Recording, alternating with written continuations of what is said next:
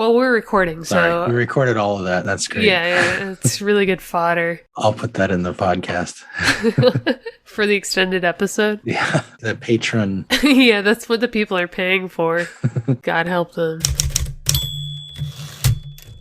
All right, welcome to Why Is This Good? A podcast by the Naples Writers Workshop. I'm Christine, and I'm here with John. Hey, John. Hello. All right, it's my turn. This week, I have chosen what is our second Ray Bradbury story on the podcast called All Summer in a Day. And John suggested I read from the beginning because I was struggling to come up with a part to read. Me. Yeah, it makes a lot of sense to just read it from the beginning. So here I go. Ready? Ready. Now? Soon.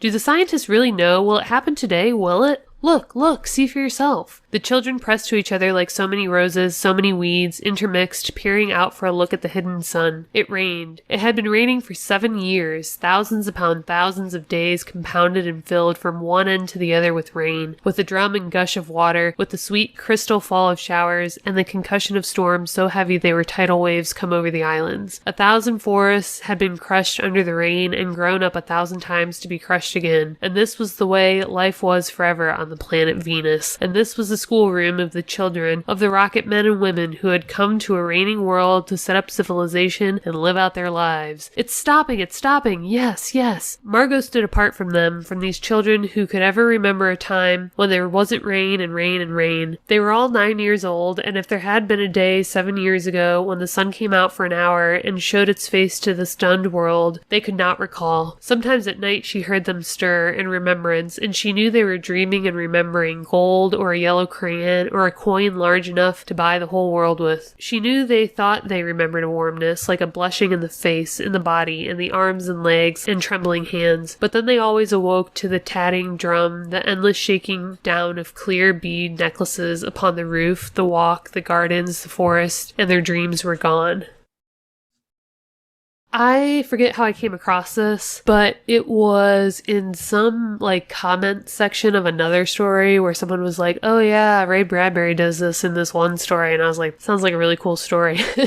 So I grabbed it. Yeah. And I kind of realized way after the fact that, I knew it was not the first time we had read him, but I couldn't remember which one the first one was. And the first one was There Will Come Soft Rains. So it was also Oh yes. referencing this weather phenomenon. Yeah. But here's a guy that wrote sci-fi, hundreds and hundreds and hundreds of these short stories that were all brief but wholly imagined worlds on the page. And in the section that I read, you get the entire premise, which is that these kids came to Venus at birth, or, were born on Venus. Margot, you find out later, came to Venus after living on Earth and is having the hardest time adjusting to life without a son. And I mean, what a wild premise. The premise is what's sci-fi, right? But the story itself is just about little kids being brats. Yeah. Yeah, it could be a story about the solar eclipse, which is a phenomenon that we're familiar with. It's cyclical but rare, and you really do parade the kids out to see it during school. And if you're dumb, you look right at it. And yeah, it's this whole lesson. And for Margot, it's more than a phenomenon. It's a glimpse at a life she misses, right? She feels alone in the sense that she appreciates the sun and all that it offers, and she is so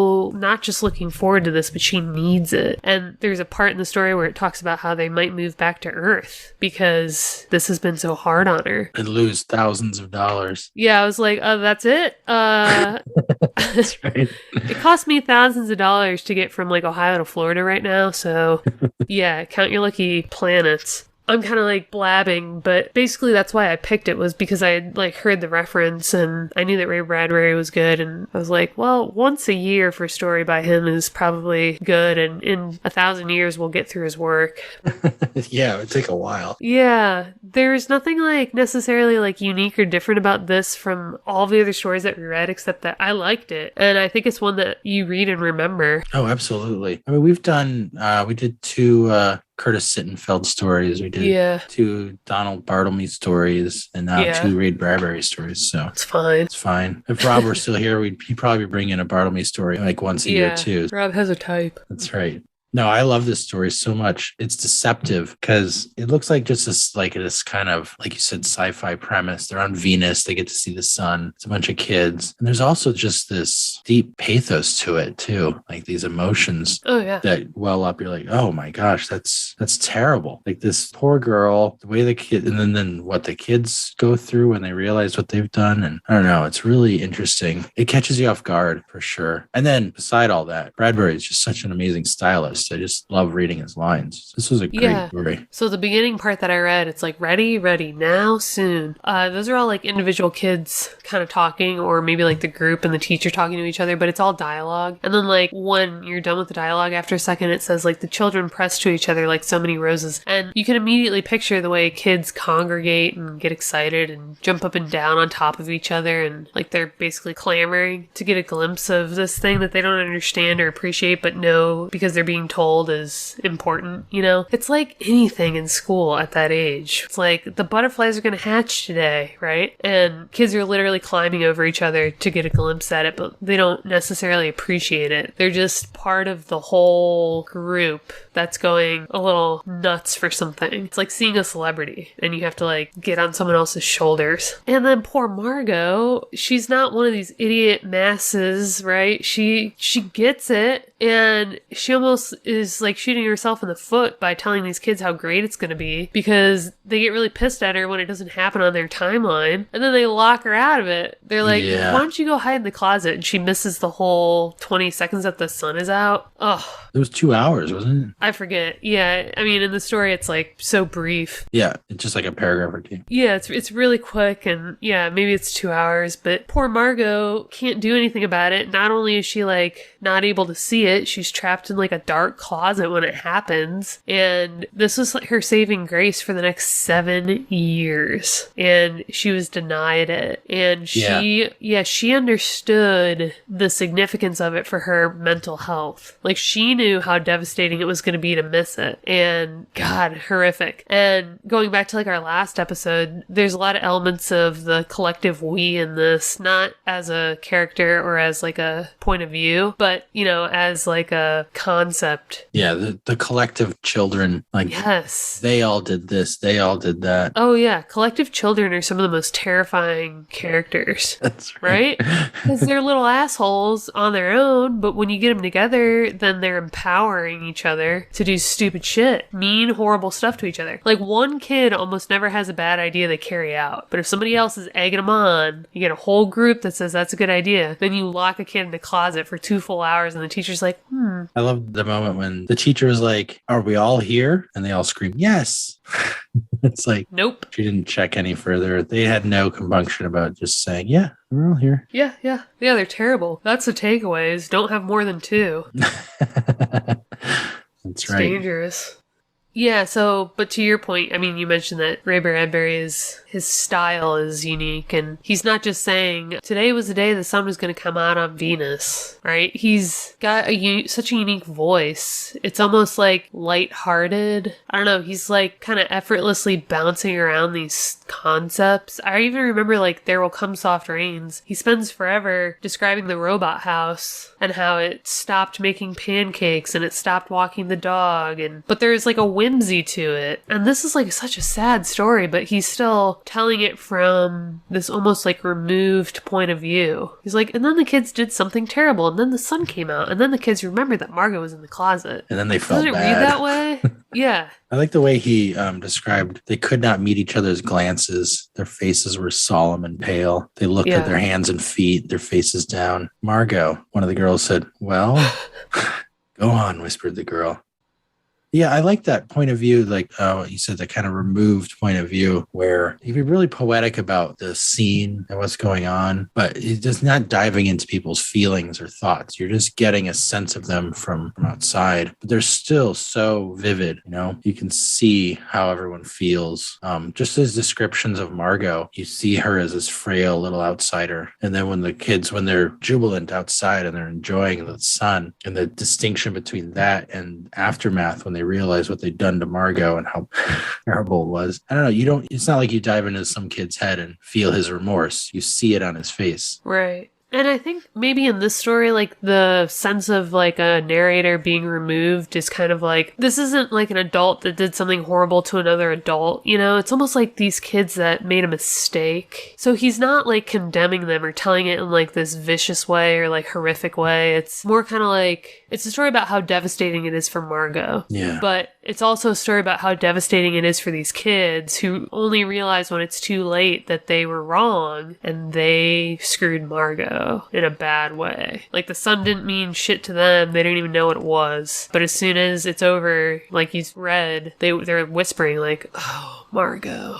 Yeah. Right? So it's maybe the remove kind of lends to like the fact that these are naive children who probably as adults are going to be haunted by this. Yeah. Like Margot's going to be fucked up, but these kids that did it to her are going to be probably racked with some serious guilt. And I guarantee you every time the sun comes out, they'll remember Margot. Yeah. It's haunting, right? Yeah, that's a good word. It's like any group story where something defining and terrifying in your youth, like, literally haunts you. And in this situation, it's like a mistake that they made. Basically a prank. Yeah. Or like we talked about in the last episode, Girls at Play, how, you know, the collective we is a terrifying figure and together they do terrible things. But I think the bigger takeaway is that they probably later come to regret it. Like you snap out of the collective we. Yeah. It'd be an interesting Celeste Ng or somebody to write like a follow-up, like these girls from Girls at Play 10, 15 years later, remembering the new girl and what they did to her. And how they dragged her into their twisted little world. Yeah, I think, like I said, kids in a group do terrible things when they're all egging each other on, but as soon as you take them out of the group, they'll tattle on each other, they'll cry. Like, they come to their senses. And I think as adults, we probably do that too, you know? On your own, you realize your ideas are very separate than maybe the rest of the group, you know? But there's like this group mentality sometimes, and it's like mob mentality. These little bratty kids, man. It's scary. Yep. Mob mentality is scary. There's a lot of examples of that in history, right? Yeah, sheeple. Just kidding. But yeah, back to our point. Ray Bradbury is a guy that's, you know, writing sci-fi, but it's not really sci-fi. This is a real story. Yeah, that's a good question of what comprises science fiction, right? I mean, it has the elements of science fiction. This happens on Venus, you know? Right. He's setting up a situation in which it's been raining for 7 years and the sun is about to come out for 2 hours, and that's it for 7 more years after that, presumably. And that's not going to happen. And you don't write a story set in Detroit where that's going on. Don't you though? Maybe I picked a bad example. But yeah, the actual story itself is about people. It's always about people. Right. At least on the page. Yeah. Or like the story of you. It's sci-fi. Sci-fi is the package, it's the wrapper, it's the premise, and it's the plot, but it's not the story. Like the story is different. Yeah. Like the story of your life is, you know, once you know the story, it's a story of the daughter's life. Yes. Right? Which is purely human. It has nothing to do with science fiction. It could be anything. Right. But the main draw is the alien. At least the packaging is about the aliens. Yeah, it doesn't mean that like you can remove the packaging and have the same story. Like not that one. Yeah, like well these things are just like symbiotic. Like sci-fi lends a certain feel to a story. But a lot of these sci-fi writers are like getting at a truth that maybe the modern day reader wouldn't have the patience to sit down and pay attention to. Like you had to make it about aliens, and it was about aliens. They're not these independent things. You can't just like pull one and it's the same. Yeah. But yeah, we have to package it in a way that you'll stomach the takeaway. The other thing I think that science fiction and like this Bradbury story, you can, and even Story of Your Life, is you can set up a situation that could not otherwise happen. Yes. Living on Venus where it rains for 7 years, right. The sun only comes out for really 2 hours, will never happen anywhere but that setting. Right. The ability to see the future and understand, like live through the future while you're living through the past and the present can't happen except for in that story. Right. And I think that's where the term speculative fiction, it's kind of this encompassing term for science fiction, fantasy, other things, is where you speculate about something that cannot happen in other circumstances. Like if it's fantasy, be like some magical capacity or something. You know, what if everyone could fly? Elves. What if there were dragons? You know, how would our life be different? How would human beings be human and have human stories, except in that situation? I recently, just the other day, reread Ursula K. Le Guin's essay. It's like a pretty famous essay, From Elfland to Poughkeepsie, where she kind of lays out the idea that fantasy stories aren't about the fantastic elements. This is her theory, but they're more about the remove of the language. That she's making a stylistic argument that the fantasy stories are about style. And she points out that some fantasy she read, there was a scene in it where these two characters are talking about like the council, the king's council or something, walking down the street or walking through the castle. And then she rewrote that as if it were set in Washington, D.C. And they're talking about like the Senate. She's like, it's not fantasy if I can do that. If I can rewrite this and it's just happening in Washington, D.C., then it's not fantasy. It's weird. Something else. What is it if it's not a genre, though? Well, her point was that what has to happen in that conversation is they need to speak differently. They need to have like a fantastical air about them, like, some remoteness to the way they speak or the kind of people that they are. There has to be more than just I'm holding a sword instead of holding a cell phone or whatever. That's funny because, like I said earlier, how I've learned to like genres like this through, seeking these stories out for the podcast and everything. I think why I initially kind of shied away from this kind of stuff was because of the assumption that I did think that a lot of these writers just wanted to come up with something clever, setting-wise or premise-wise, and that they didn't deliver on the story. Yeah. But what I'm kind of realizing is that the good stuff that people really do regard as indicative of the genre is how they successfully use that packaging to deliver these unique messages in a way that, to her point, they're not inextricable. They can't exist without the other. Yeah, and I think at heart, the only stories that are any good are the ones that are about people being people and what the human experience is. Yeah, spoiler, we only like to read about ourselves. That's right. I don't know. I think there's reasons for that that make total sense. But even if we move ourselves to another planet, even if we move ourselves to a fantastical kingdom that doesn't exist in reality with magic and dragons, even if we live in a space station, we're still going to be human beings, and we want to see what it's like to be human in all those circumstances.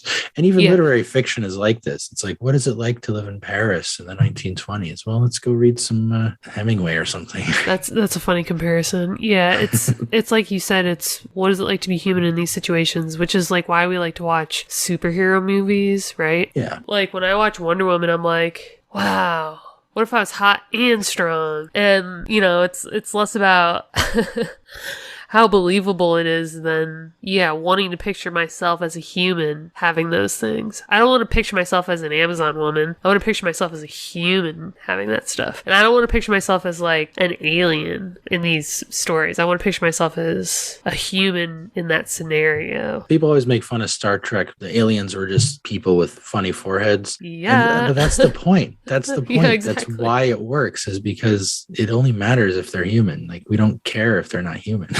I mean, literally every alien that we've ever come up with in the National Enquirer and otherwise looks a hell of a lot like humans. It's all we care about. All bipedal. They all have heads. Yeah. Massive eyes. Yeah. I feel like I don't have a ton of insightful things to say about this story other than kind of what we said about sci-fi overall. Yeah, it was a good entry into discussing science fiction, I think. Yeah, and like I said, this is one of these stories that, like, if you mention, oh yeah, Ray Bradbury and, like, the story about raining on Venus, got it, I'll remember everything about this one. It's one of these very simple stories, but so much is packed into it. And I don't know that we can always hope to accomplish that with, like, a very, very, very, very, very simple plot. Yeah. But it's so straightforward. It's so quick. I mean, this is 4 pages, but like on my PDF at least, it's like broken up into columns. It's probably like actually like 3 pages, the way it's like spaced out and everything. There's nothing to it. And we get this whole arc while being thrown into a sci-fi premise. Like, that's pretty hard to do. I feel like a lot of writers would be clearing their throats still, or building this world with Venus, and it's just not necessary. Like, he so quickly builds this world by saying they live on Venus, they're the daughters of rocket men and women who came here to start a new civilization. It's like, wow, got it. And then all you have to do is remind us that like Venus is covered in clouds, which probably means it's constantly raining. And I immediately remembered that it's like the greenhouse planet, and then I was set. That's all I needed for this story. I didn't need to know like anything else about how'd they get there, how are they going to get back. I had all those questions, but it didn't matter for the story. So he built the world so fast, and then the rest rest of it was just the story in this casual sci-fi envelope. That's a master of sci-fi, right? If you told me to write sci-fi, I would overdo it. It's funny that he builds it so effortlessly when that genre of literary fiction that's the genre of sad, poor people. Yes. The writers of those will spend 10 pages building the world of that sad, poor person in so much detail that we might not need it. Whereas he can do that in just these 4 pages and we get this really affecting story. Yeah. We're reading a master. Yeah. Do you have a takeaway? Do you dare have a takeaway? I had a really kind of lame takeaway that I'll spend maybe a couple of sentences on. So I was thinking about this, or I guess thinking about the world building stuff. And I kind of was like, this is one of those stories where we can reverse the show, don't tell. This is that first big paragraph that you read. Like there's the dialogue at the beginning, and then we get to, it had been raining for 7 years, thousands upon thousands of days compounded. That paragraph made me think of tell, don't show, but tell beautifully, tell poetically. Then you can get away with it. This is just the situation. This is the premise. It's been raining for a long time. We're on Venus. Let's go. Interesting. Yeah, we talked about this in the last episode. I was trying to remember if I mentioned it in this one, but in the last episode for the lottery, we talked about how just merely introducing the concept of like a town or townsfolk will like help a reader fill in the blanks for what that looks like. And, you know, maybe back then, if you're reading Ray Bradbury, you know that you're reading sci-fi, so he can kind of get away with telling you like, this is not Venus. Let's go. Right? And like, you're like, all right, I'm filling in the blanks. I knew what to expect. I don't know Venus super well, but I get the concept of like the rocket ship generation. And I'm on the same page, and I don't need you to spend more time on it than that. What gets shown throughout this thing is the way that the kids behave, their interaction with each other. And that's the important part. We get to see the way they feel by what he shows us about them. We get to see their, the ending where they're remorseful. We understand that because he shows that to us. He doesn't tell us. And then they were remorseful. Right. But for the actual premise, like the kind of setup stuff, the stuff that's not the story with heart, that's just told and it works fine. And being like a prose poet like Ray Bradbury obviously helps because you can read these lines forever. Yeah, right. I think my takeaway is kind of the fact that this is a really simple story. And I think a way that you can think about telling a simple but memorable story like this is to think about something in your childhood that was defining the way that I said this probably ends up being for these kids. And if you can think of something that was defining for your childhood because it was devastating, because that's usually what it is. It's usually like devastating or like pure joy. It's like an emotional extreme that you can remember. And if you try to like remember it and tell a friend or something, you're not going to have necessarily this 30-minute backstory to explain. You're just going to be like, yeah, one day at school, I watched a kid get their arm broken on the swing, and when the bell rang, everybody ran inside and no one helped the kid, right? It could be something like that you just like remember, and whatever it is that felt defining to you, anything that you could say about it after what I just said would be something that you came to with the benefit of hindsight or in a therapy session. But your memory of it itself is concrete and it's tight and it's short, just the way this story is portrayed. So he doesn't spend a whole lot of time dissecting what this means for Margot, but he sets up the premise. And if she were telling it, this is how she would tell it, right? I'm from Earth, rain's about to stop, and I was really looking forward to it when a bunch of kids locked me in a closet. That's the story. And she doesn't have to say it much longer than that for it to be as devastating for us. It's like, my takeaway is to use the power of the human mind to simplify and condense these horrific things without blowing them up or making them bigger than they need to be. They probably stand on their own as terrific stories because of how impactful they clearly have been. You don't need to add much to them for people to get that, right? I think we've all told a story like that to someone where you're like, oh God, yeah, I remember when this and this happened when I was little, and you're just like, wow,